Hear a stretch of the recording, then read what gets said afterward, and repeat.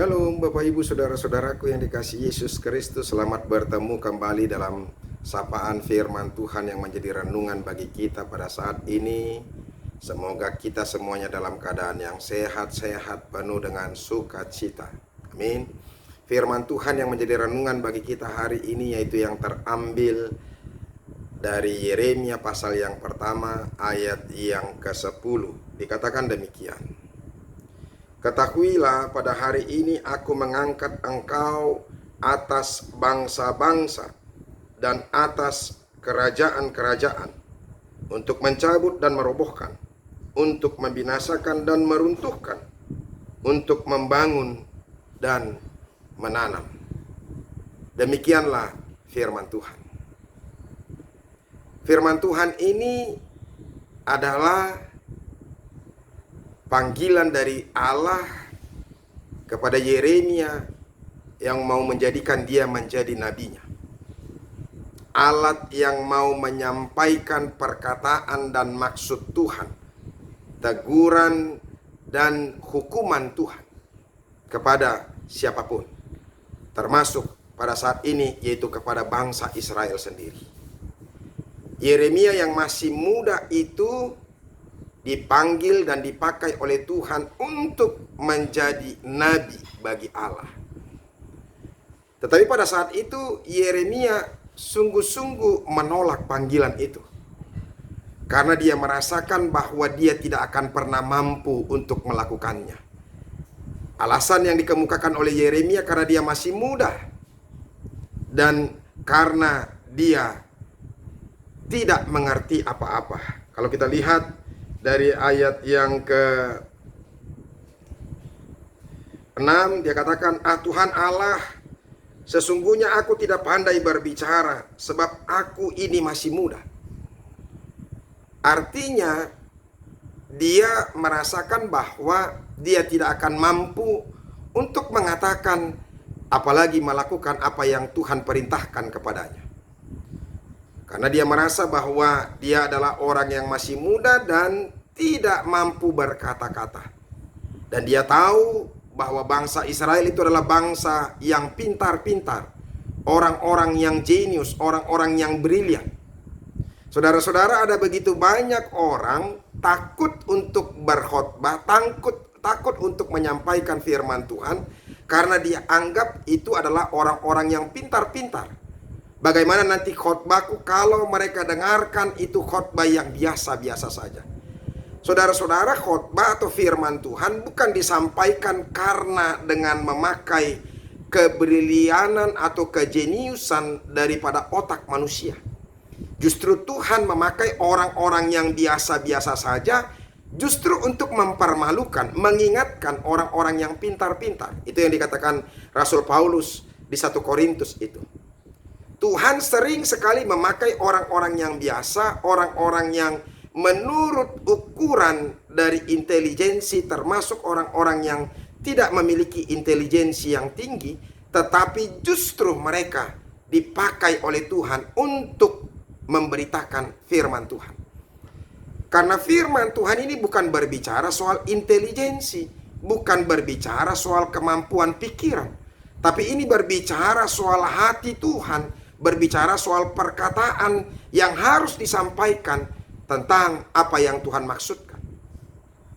Walaupun kita juga tidak menafikan bahwa untuk menyampaikan firman Tuhan, untuk berkhotbah, memang ada kecakapan-kecakapan tertentu, kemampuan-kemampuan tertentu, supaya orang juga bisa mendengar dengan baik, supaya orang juga bisa menerima perkataan Allah itu dengan baik. Tidak semuanya memang penyampaian firman Tuhan harus berbicara soal hukuman dan berbicara soal teguran-teguran.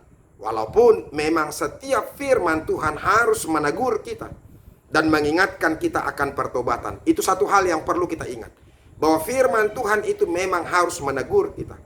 Jadi jangan pernah berpikir bahwa ada firman Tuhan itu untuk menyenangkan hati keduniawian kita.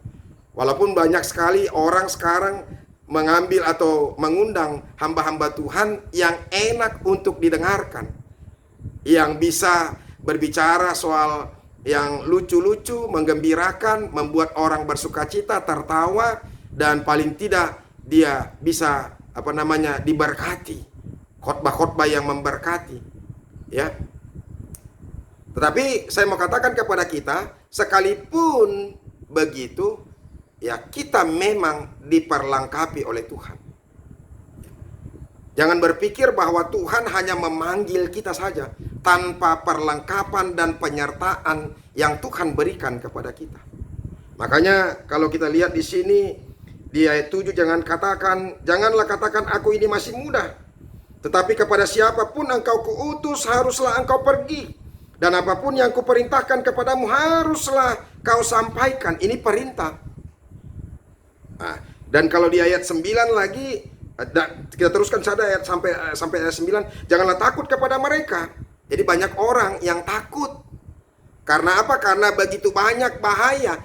Yeremia dipanggil oleh Tuhan di sini seperti yang dikatakan di ayat 10 tadi, ya kan? Ketahuilah pada hari ini aku mengangkat engkau atas bangsa-bangsa dan atas kerajaan-kerajaan. Ini tugasnya.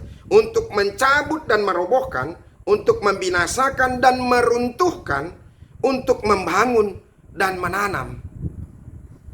Jadi banyak orang yang takut karena apa? Karena ini berbicara soal teguran dan hukuman. Menyampaikan teguran dan hukuman. Itu membahayakan. Sehingga banyak orang yang takut. Makanya di ayat 8 tadi dikatakan, diingatkan, janganlah takut kepada mereka. Sebab aku menyertai engkau untuk melepaskan engkau. Ini janji Tuhan. Ketika Tuhan memerintahkan kita, memanggil kita untuk menjadi hambanya, maka Tuhan akan memberikan penyertaannya kepada kita. Dan Tuhan tidak akan membiarkan kita begitu saja tanpa ada kuasa daripada Tuhan. Itu. Jadi makanya dia ingatkan jangan takut. Tentang soal yang muda tadi, makanya dia katakan di ayat 9, lalu Tuhan mengulurkan tangannya dan menjamah mulutku. Itu kesaksian daripada Yeremia. Sehingga apa yang menjadi keraguan-raguannya untuk berkata, ketidakmampuannya untuk berkata-kata, Tuhan jamah mulutnya supaya dia mampu berkata-kata, supaya dia bisa menyampaikan apa yang Tuhan inginkan dia katakan. Kalau dia takut, Tuhan berikan keberanian. Kalau dia tidak mampu berkata-kata keluh mulutnya, Tuhan akan memberikan kelancaran. Sehingga setiap kata-kata itu boleh sampai dengan baik. Maka dikatakan demikian, sesungguhnya aku menaruh perkataan-perkataanku ke dalam mulutmu. Artinya sebenarnya kita ini mulut kita saja yang dipakai oleh Tuhan. Perkataan-perkataan Tuhan itu sudah disampaikan ke dalam mulut orang-orang yang dia panggil untuk memberitakan firman Tuhan. Oleh karena itu, tidak ada alasan untuk kita ketika kita dipanggil oleh Tuhan, karena setiap orang Kristen harus bersedia dipanggil. Dan kita adalah orang-orang yang terpanggil untuk menyampaikan firman Tuhan, menyampaikan Injil itu sendiri, supaya setiap orang boleh diselamatkan. Dan itulah amanat agung itu. Karena itu pergilah, jadikanlah semua bangsa muridku. Itu yang disampaikan oleh Yesus Kristus. Kita diperintahkan untuk pergi. Bagaimana caranya kita untuk menyampaikan firman Tuhan, supaya setiap orang bisa mendengarkan berita keselamatan itu sendiri. Saudara-saudara, bagi orang-orang yang sudah merasa hidupnya diselamatkan, justru dia pasti akan terpanggil. Dia akan dengan sendirinya terdorong untuk menyampaikan pemberitaan firman Tuhan itu sendiri. Karena dia tahu bahwa dia sudah diselamatkan, dan penting juga untuk menyelamatkan orang lain. Kalau dia merasakan indahnya keselamatan yang sudah diberikan oleh Tuhan, maka dia juga mau supaya orang-orang lain juga bisa merasakan indahnya keselamatan itu sendiri. Makanya dia pasti akan terdorong. Itu makanya Rasul Paulus, Rasul Petrus, ya, Rasul Paulus yang dulunya adalah menjadi lawan orang-orang yang percaya dipanggil oleh Tuhan. Dan ketika dia merasakan keselamatan itu sendiri, dia betul-betul terpanggil. Rasul Petrus dan rasul-rasul yang lain, murid-murid Tuhan Yesus yang tadinya penuh dengan ketakutan, menyaksikan Tuhan juga takut. Tetapi setelah roh Tuhan ada bagi mereka, mereka justru bergerak tanpa sedikit pun rasa takut. Karena roh Tuhan itu yang memberikan kuasa kepada mereka. Perkataan yang mereka sampaikan melalui mulut mereka, itu adalah perkataan-perkataan dari Tuhan yang sudah dikuasai oleh roh Tuhan itu sendiri. Dan keberanian mereka betul-betul luar biasa. Urat takut mereka itu sudah putus. Sehingga mereka tidak pernah takut lagi dengan kuasa dunia ini, dengan seramnya pedang atau apapun. Karena Petrus berkata ketika itu, kalau Tuhanku engkau salibkan kepalanya di atas, aku harus disalibkan kepalaku di bawah. Dan dia tidak pernah takut. Yohanes juga seperti itu, kepalanya dipenggal. Stefanus juga, dia tidak pernah takut menyaksikan imannya sampai dia dilempari oleh batu. Mungkin orang yang melihat, aduh sakitnya. Tetapi orang-orang yang tinggal dalam Tuhan bukan berarti tidak merasakan sakit itu. Sama seperti Yesus yang merasakan sakitnya penderitaan, disalibkan, dicambuk, diludahi dan segala macam, dipecut dan segala macam. Ya, sakit sekali, tetapi dia dimampukan untuk menahan rasa sakitnya. Sama seperti kita, kalau kita ada orang kan mau ditusuk jarum saja dia sudah ketakutan. Ada polisi yang takut, ya kan, yang sampai viral itu menjadi lawak-lawak itu, ya. Mau disuntik saja dia sudah ketakutan. Siap. Nah, tapi dia ketakutan ketika jarum sudah mendekat ke dagingnya, ke tangannya, dia sudah ketakutan. Lebih duluan ketakutan. Karena apa? Karena dia membayangkan rasa sakitnya. Tapi orang-orang yang betul-betul merasakan keselamatan itu sendiri, dia tidak akan pernah merasa takut dan tidak akan pernah membayangkan rasa ketakutan itu sendiri. Yang ada, yang dia bayangkan, bagaimana firman Allah itu boleh sampai kepada setiap orang. Bapak, Ibu, saudara-saudara, inilah yang disampaikan oleh firman Tuhan bagi kita, ya. Dan dikatakan ketika Yesus menyampaikan, memerintahkan amanat agungnya kepada murid-muridnya, dia katakan, dan ketahuilah aku menyertai kamu senantiasa sampai kepada akhir zaman. Ini luar biasanya pernyataan Tuhan Yesus ini.